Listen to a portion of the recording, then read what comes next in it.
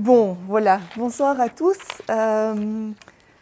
Écoutez, c'est un plaisir d'être là ce soir et de participer au nom de la société civile à une initiative pédagogique innovante comme celle à laquelle toute une série d'entre vous vont participer maintenant dans les mois qui viennent.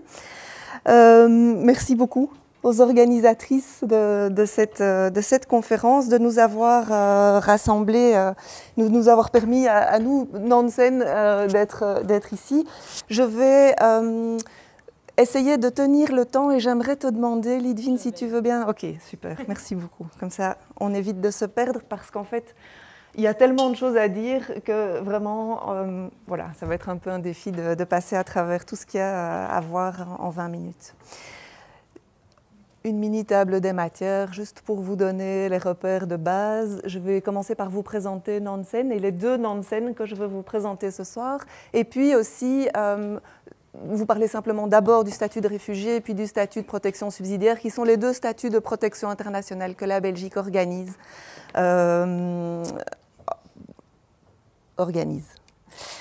Alors, Nansen, c'est qui? Vous aviez sa photo, le cow-boy un peu mystérieux qui était là en première page de ma présentation. C'était en fait Fridtjof Nansen. Je ne sais pas si vous connaissez encore son nom, mais Fridtjof Nansen, il a vécu de 1861 à 1930 et c'était en fait un scientifique. À la base, il était spécialiste des mammifères marins. Puis il a été explorateur polaire. Il a mené une des premières missions par la voie terrestre jusque l'Antarctique. C'était aussi un diplomate norvégien. C'était vraiment une personnalité très très spéciale, très particulière. Et outre toute sa vie de scientifique, en fait, il est devenu le premier haut-commissaire de la Société des Nations Unies aux réfugiés. C'est lui qui a créé ce qu'on a appelé ensuite le passeport Nansen, qu'on connaît encore aujourd'hui sous le nom du passeport rose aussi. C'est le document de voyage qui permet, qui a été conçu à l'époque pour la protection internationale des personnes apatrides. On était aussi à ce moment-là au lendemain de la Première Guerre mondiale et il y avait une énorme population de personnes déplacées partout en Europe qui étaient dans une configuration de lien à leur état très très complexe. Et donc cet homme s'est mis au travail par rapport à ce groupe-là de personnes apatrides et déplacées pour trouver des solutions durables. Et il a vraiment réussi à mettre en œuvre et en branle une dynamique collective d'État au niveau de la Société des Nations pour résoudre leurs problèmes. Alors en 1922, il a d'ailleurs reçu le prix Nobel de la paix et chaque année, le HCR décerne un prix pour récompenser des personnes ou les organisations qui se consacrent à aider les personnes réfugiées. Voilà, en son honneur. Et donc nous, notre ASBL porte son nom en mémoire de son travail. Notre ASBL, elle a été créée en 2017 par un groupe d'avocats et d'universitaires. Donc des praticiens et plutôt des experts théoriciens expérimentés, tous dans le droit des réfugiés, le droit d'asile et le droit des droits de l'homme. Et donc l'objectif de notre ASBL, c'est de rassembler et de mettre à disposition une expertise qu'on tente de rendre multidisciplinaire pour aider les personnes qui ont un besoin de protection internationale par une assistance juridique. Notre moyen, c'est une aide juridique dans les dossiers individuels, mais là où on va chercher nos ressources, c'est au croisement des expertises de terrain et du monde académique. Et c'est notamment pour ça qu'on est là aujourd'hui, parce qu'un des moyens de collaboration qu'on favorise et qu'on chérit et qu'on investit avec les universités en Belgique, autant en Flandre avec l'université de Gand qui a aussi une Migration Law, Human Rights and Migration Law Clinic avec l'ULB ici et la Refugee Law Clinic, on s'investit dans le partenariat avec les universités pour essayer de rapprocher véritablement le terrain et toutes les connaissances pratiques qui sont rassemblées là et qui sont développées au fil de l'analyse des cas pratiques de la théorie et de tout le savoir et toute la production de connaissances qui se trouvent là à disposition.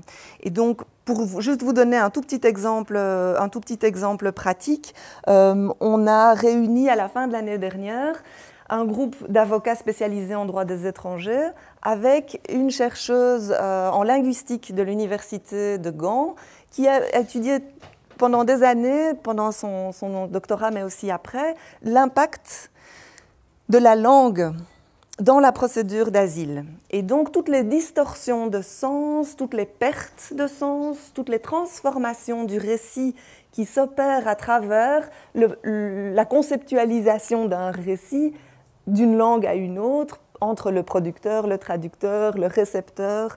Voilà. Donc ça fait partie des choses qu'on essaye de déplier, de déployer et d'analyser pour ensuite les restituer à tous ceux qui peuvent en faire bon usage et que ça intéresse. Voilà, je vous présente juste en 2 mots l'équipe, comme ça vous savez que je ne suis pas toute seule et que je vous parle aujourd'hui aussi au nom de mes 2 collègues, mais aussi qu'on n'est que 3. Et comme ça vous savez aussi qu'on est en Belgique le partenaire opérationnel du HCR pour la mise en œuvre de son mandat en ce qui concerne la délivrance d'une aide juridique de qualité aux demandeurs d'asile.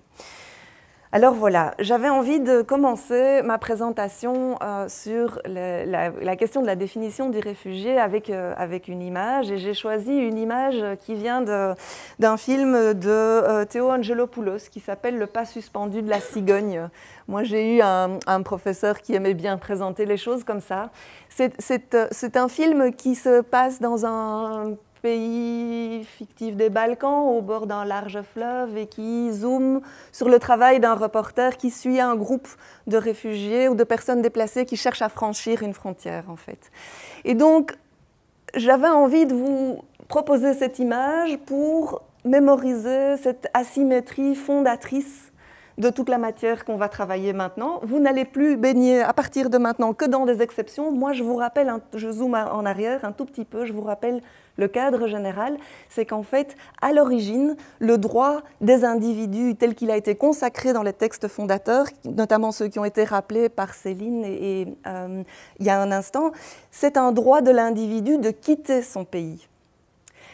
Mais en droit international, il n'y a pas d'équivalent, il n'y a eu longtemps pas d'équivalent en termes de droit subjectif, il y avait un droit des États souverains d'accepter des individus sur leur territoire à leurs conditions. Et en fait, toute la conceptualisation de l'asile, la notion même de cette protection internationale, elle vient se greffer là, à ce croisement, à cette asymétrie, comme une modulation, un endroit où les États ont accepté de se lier, de se mettre d'accord et d'organiser l'accès à leur territoire pour un groupe de personnes au nom de l'ampleur des persécutions, des souffrances que ces personnes ont subies.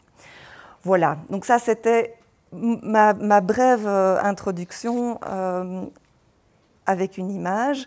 Et pour commencer à entrer dans la matière de savoir ce que c'est qu'un réfugié, finalement, je vous ai mis là, mais je ne vais pas les lire, les textes qui sont applicables, mais juste pour vous rappeler et nous mettre au clair ensemble sur le fait qu'il y a 3 couches d'instruments applicables. Il y a la Convention de Genève, donc la Convention relative au statut des réfugiés qui a été adoptée le 28 juillet 1951 et qui est véritablement l'instrument fondateur et l'instrument auquel les autres ordres juridiques font référence.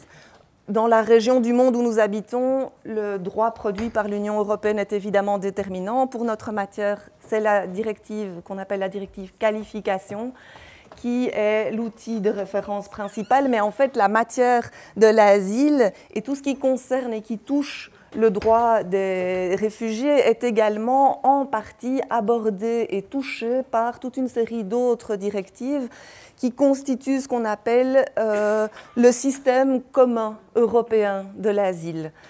Et qui comporte des outils dont vous avez déjà entendu parler, hein, le règlement de Dublin, la directive accueil, il y a des directives plus obscures que certains n'ont peut-être jamais rencontrées, la directive protection temporaire, qui avait pourtant une bonne composante de protection internationale, qui était quand même un outil intéressant qui avait été développé historiquement au moment du démantèlement de l'ex-Yougoslavie.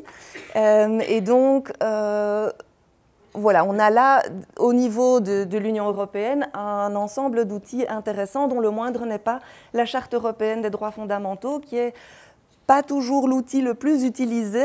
Parfois, il est connu en théorie, mais il est difficile à appliquer en pratique. Et pourtant, dans son article 18, il consacre bien le droit d'asile. Et donc, c'est quand même un outil très, très important et intéressant à vérifier aussi.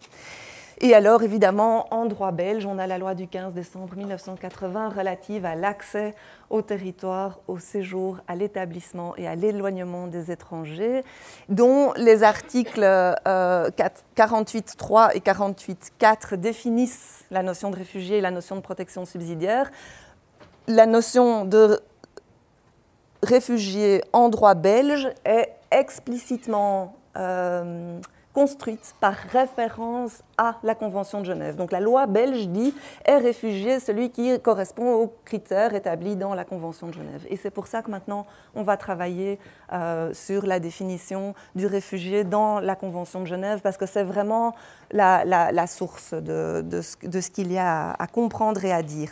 Alors, avec la Convention de Genève, je vois qu'il y a une faute sur le slide. Ne notez pas la date du protocole, mais ce protocole additionnel à la Convention de Genève, il est juste important. Pourquoi? Parce que Céline l'a mentionné. En fait, cette convention, elle a été adoptée vraiment dans l'élan qui a suivi le conflit mondial, et elle a eu comme résultat que, en fait, au moment où elle a été signée, elle valait pour toutes les personnes qui avaient subi des persécutions qui dataient avant la Convention. Et puis à un moment, les États se sont rendus compte que les persécutions continuaient, que le besoin de cette protection était toujours valable, et donc il fallait ouvrir le champ d'application de la Convention aux personnes qui répondaient à ces critères, mais après 1951. Ce que je voulais peut-être encore mentionner par rapport à la Convention, c'est le guide et le manuel et les guides sur les procédures et les critères pour déterminer le statut de réfugié qui est produit par le HCR. Ça va être vraiment votre Bible interprétative. Chaque fois que vous avez une question qui vous vient sur ce que la Convention a bien pu vouloir dire, eh bien, c'est ce guide et ce manuel qu'il faudra aller consulter. Alors, si on se penche maintenant sur la définition en tant que telle, elle est longue, mais d'une certaine manière, elle comprend tout. On va la lire ensemble rapidement. J'ai numéroté les critères qu'elle comporte.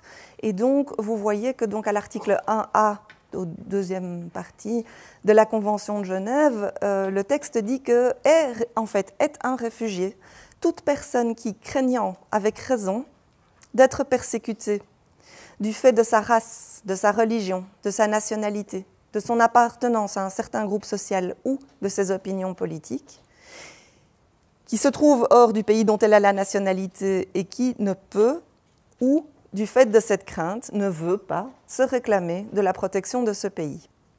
Ou, et alors la Convention ajoute un autre cas de figure, le cas de figure de la personne qui n'a pas de nationalité, c'est-à-dire qui n'a aucune autorité étatique dont elle peut réclamer la protection en cas de persécution. Et donc, la personne qui n'a pas de nationalité, la personne apatride, c'est dans le cas où elle se trouve hors du pays dans lequel elle a sa résidence habituelle. Donc voilà, on a donc 5 critères qui sont ancrés dans la définition du réfugié donnée par la Convention de Genève. Et ces 5 critères, eh bien, c'est vraiment notre checklist. Et c'est celle avec laquelle voilà, tous les professionnels du droit d'asile travaillent aujourd'hui. On va les regarder ensemble. Un par un, et j'espère que ça va aller. Alors, je vais commencer par éliminer le critère le plus objectif, qui est celui de se trouver en dehors de son pays d'origine. Pourquoi? Parce que c'est presque purement matériel, en fait, c'est pas compliqué, il faut avoir franchi une frontière internationale. Ça amène à préciser certaines notions. On entend parfois parler d'asile extraterritorial ou d'asile territorial. En fait, qu'est-ce que ça veut dire? L'asile territorial, c'est simplement quand l'État accorde à un individu qui est sur son territoire à lui une protection. L'asile non territorial, c'est celui qui est octroyé par l'État en dehors de ses frontières, sur le territoire d'un État contre lequel cette protection est demandée. Et c'est ce qu'on appelle aussi parfois l'asile diplomatique. Bon, c'est des terminologies un peu anciennes, mais ça vous permet d'envisager le cas de figure dans lequel une personne demande l'asile auprès, par exemple, d'une mission diplomatique ou auprès du siège d'une organisation internationale ou sur un navire public en eau étrangère. Il y a des cas de figure, il y en a peu. Il y a pas mal de résistance des États à ces modalités-là du droit d'asile, mais c'est un cas de figure. Ça permet aussi de clarifier... Wow, ok. Je vais avancer alors un petit peu plus vite. La notion de personnes déplacées, c'est des personnes déplacées internes aussi.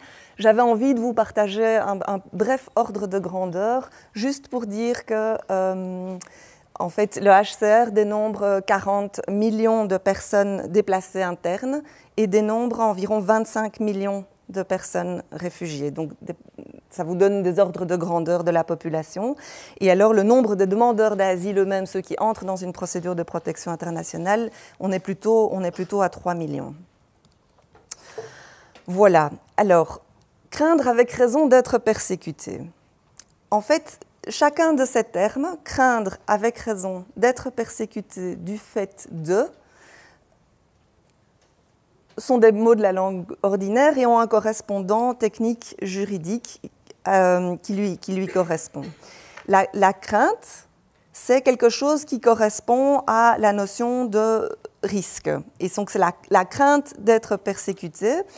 Avant de plonger vraiment sur le volet risque de la crainte, c'est intéressant de porter à votre attention que l'élément de crainte, il a deux facettes. Il a une facette subjective, qui est l'état d'esprit dans lequel se trouve la personne qui demande l'asile. Donc, il y a bien un élément très, très, très personnel, très individuel, qui est presque lié à la personnalité du demandeur, à sa psychologie, et un élément objectif qui vient traduire cette dimension de craindre avec raison. Donc, il faut pouvoir aussi amener dans le récit d'asile qu'on fait, dans la demande de protection qu'on va faire, un élément, des éléments objectifs. Et c'est là que vient se mettre l'articulation avec la question de la crédibilité des déclarations qui sont faites par le demandeur d'asile. Alors, je ne vais pas entrer plus en détail sur cette question-là, mais c'est quelque chose qui est important et intéressant. Vous devez savoir que quand on parle de la crainte d'être persécuté, on parle en réalité d'un risque futur. Il n'est pas nécessaire d'avoir déjà été torturé ou persécuté pour demander l'asile. On peut demander l'asile parce qu'on a la crainte fondée de se trouver persécuté plus tard. Il n'est pas non plus nécessaire, même si c'était la dimension à l'origine de cette crainte, il n'est pas nécessaire que cette crainte soit absolument individuelle. C'est-à-dire qu'on peut demander la qualité de réfugié et expliquer qu'on a fui son pays parce qu'on craint des persécutions pour sa famille, pour le groupe dont on fait partie, le groupe familial des proches dont on fait partie. Céline nous disait en guise d'introduction, le statut de réfugié, ce n'est pas un privilège, c'est un état de fait et c'est quelque chose qui s'impose à nous. Il y a un élément technique juridique qui traduit ça, qui s'appelle l'effet déclaratoire de la qualité de réfugié. C'est-à-dire, et c'est quelque chose de très spécifique à ce statut en droit des étrangers, c'est qu'une fois qu'on a été reconnu réfugié, on est réputé avoir toujours été réfugié. On ne devient pas réfugié au moment de la décision positive, on est réputé avoir été réfugié depuis le moment où on a introduit la demande d'asile. Et ça peut avoir un impact pour plein de choses de la vie future, par exemple calculer la durée de séjour légal pour une demande de nationalité, par exemple. Donc, il y a quelque chose de très, très spécifique là, c'est que la qualité de réfugié, elle n'est pas donnée, elle est reconnue par l'État. Alors, je pense que je vais vous dire encore ceci. Donc, je regarde juste si dans mon slide sur la crainte et le risque, il n'y a pas des choses importantes que je devrais maintenant mentionner. Peut-être quand même venir sur la notion de lieu et en disant que le lieu où ce risque se joue, c'est dans le pays d'origine ou dans le pays de résidence habituel, mais qu'il y a toute une série de notions qui viennent tempérer cette analyse-là. Et donc, il y a par exemple la notion d'alternative de protection interne, c'est-à-dire qu'un État qui reçoit un demandeur d'asile va pouvoir dire « Écoutez, vous venez demander ma protection, mais moi, d'après mes informations, je vois que si vous vous déplacez simplement de quelques centaines de kilomètres ou de quelques États à l'intérieur de votre pays, vous allez pouvoir trouver un lieu de vie à l'intérieur de votre pays à vous, où vous serez protégé. » Les notions de pays d'origine sûr, de pays tiers sûr, de premier pays d'asile sont aussi toutes des notions qui viennent aussi nuancer cette idée qu'un demandeur d'asile est légitime à demander sa protection dans l'État qu'il le souhaite. En fait, petit à petit, on a créé une espèce de protection en cascade au niveau des États avant d'en arriver à accepter de donner une protection internationale à la personne, à un non-ressortissant. La persécution, je vous ai expliqué en 2 mots la dimension individuelle de la persécution. J'avais envie quand même de vous partager la notion d'agent de persécution, c'est-à-dire qu'on peut demander l'asile pas uniquement dans le cas de figure où c'est l'État lui-même qui est l'auteur des persécutions qu'on craint ou qu'on a subies, mais aussi si c'est un parti ou une organisation qui contrôle l'État ou qui contrôle une partie importante de son territoire, ou même si ce sont des acteurs non étatiques, donc des milices privées qui sont actives sur le territoire de l'État en question, qui vous persécutent, mais que l'État est défaillant à vous protéger. Alors, la notion de persécution, elle est composée, elle aussi, de différents éléments, c'est-à-dire qu'elle nécessite une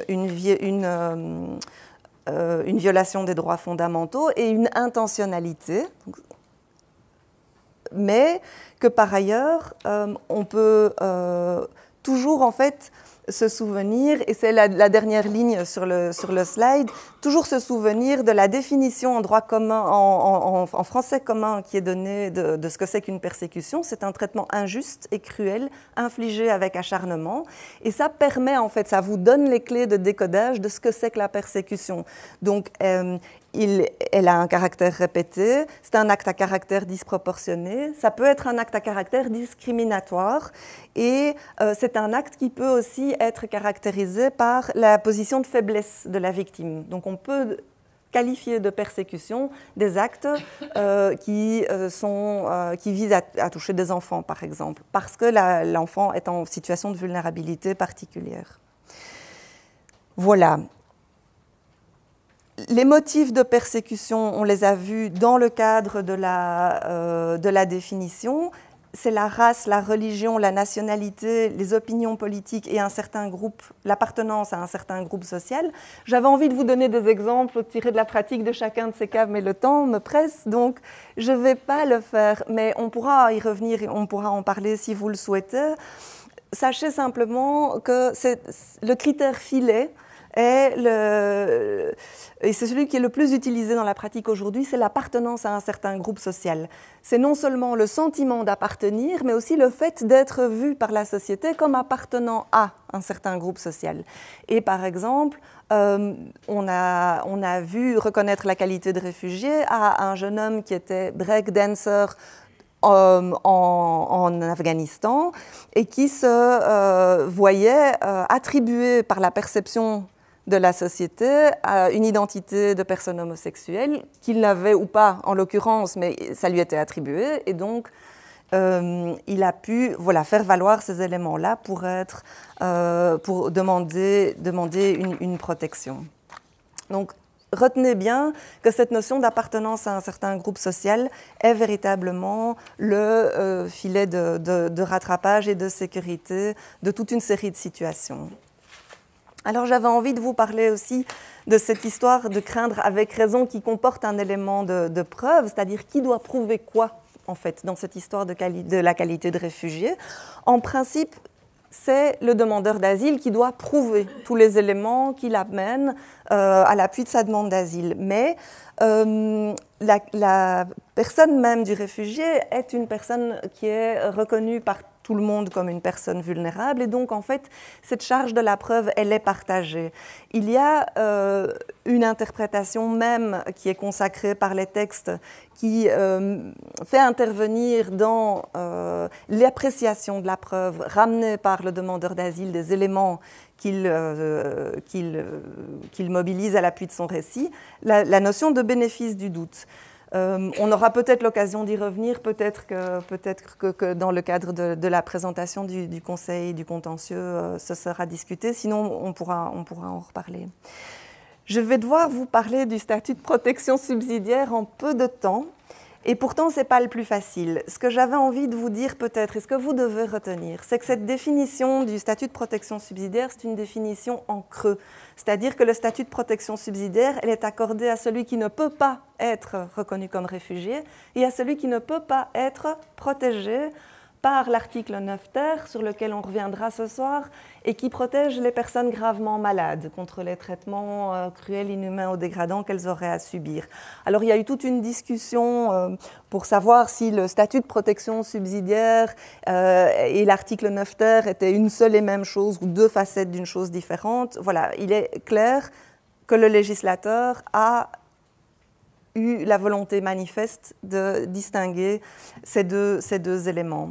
Mais alors, qu'est-ce qui se passe en fait? C'est quoi alors la personne qui demande le statut de bénéficiaire de la protection subsidiaire?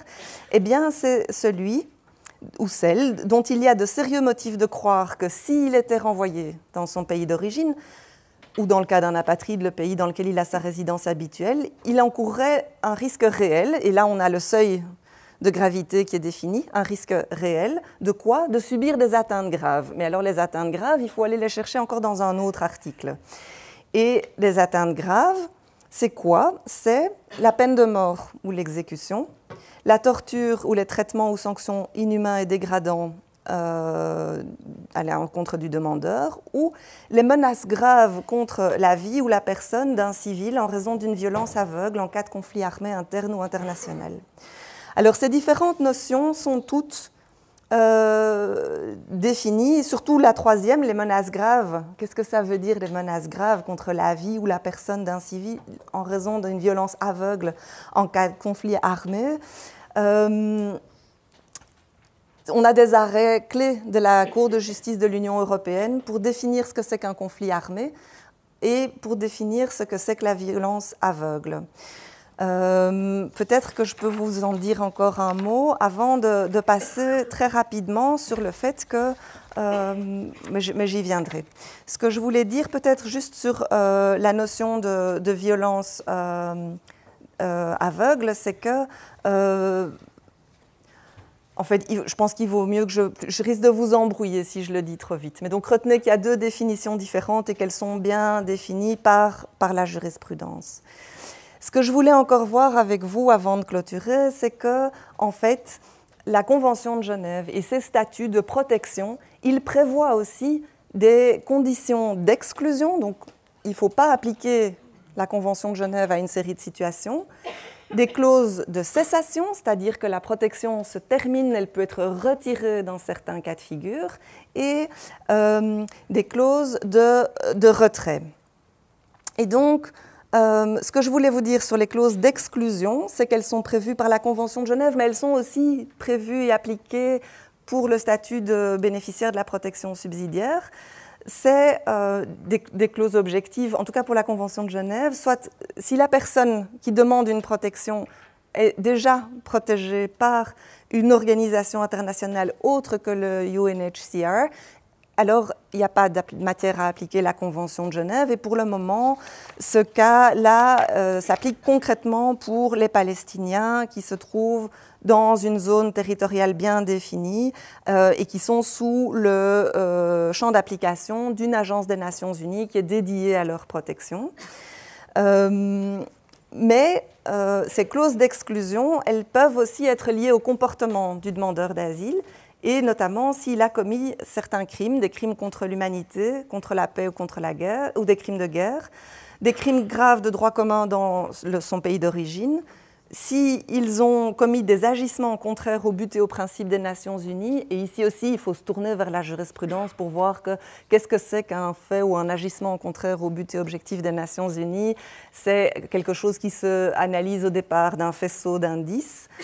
Et aussi si la personne représente un danger pour l'ordre public ou la sécurité nationale. Donc on a en fait, à travers les deux statuts de protection, des clauses d'exclusion qui se recoupent en réalité et qui vont laisser sur le bord de la protection internationale ou sur le côté le groupe de ces personnes qui vont alors se retrouver dans une situation très particulière parce que, et j'anticipe sur ce que je voulais vous dire à la fin, ce n'est pas parce qu'on ne peut pas protéger ces personnes qu'on peut les éloigner et les renvoyer dans leur pays d'origine. Pourquoi? Parce que notre droit connaît un principe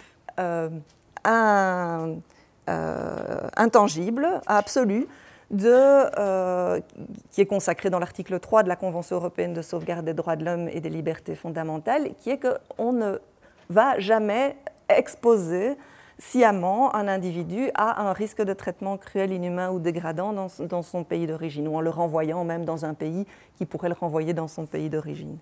Et donc là, en fait, on va avoir un groupe de personnes qui ne pourra pas être protégé en vertu des textes, mais qui ne pourra pas être éloigné en vertu des textes aussi. Et pour ce groupe-là, il n'y a pas de statut juridique de droit de séjour qui soit prévu. Et donc, il y a véritablement un no man's land ou des limbes juridiques qui sont organisées pour un groupe qui est pourtant un groupe compliqué, un groupe de personnes qui ont commis des crimes plutôt graves, quoi. Les clauses de cessation de la protection internationale, elles peuvent être volontaires ou involontaires, et j'arrive vraiment à la fin de ma présentation.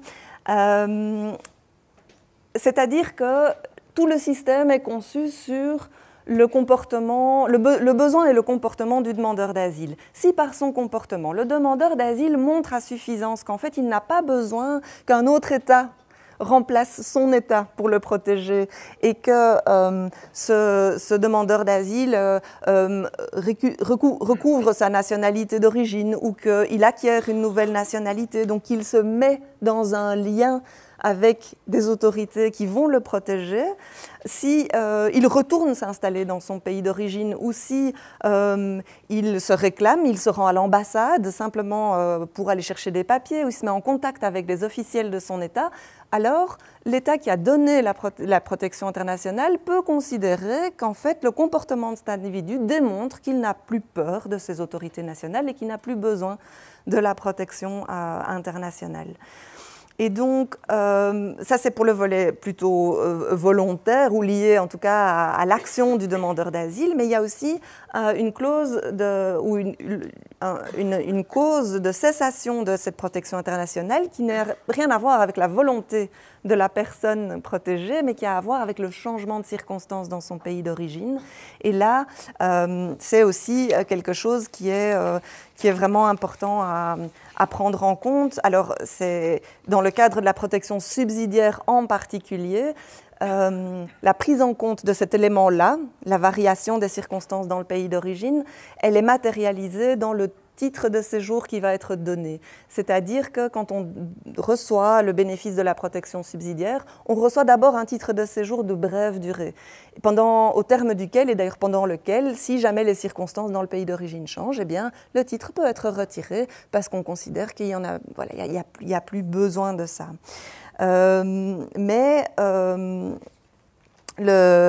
Pour les personnes reconnues réfugiées, elles reçoivent un titre de séjour d'une plus longue durée, d'abord 5 ans, et s'il n'y a pas d'abrogation ou de retrait du statut, alors le séjour devient à durée illimitée.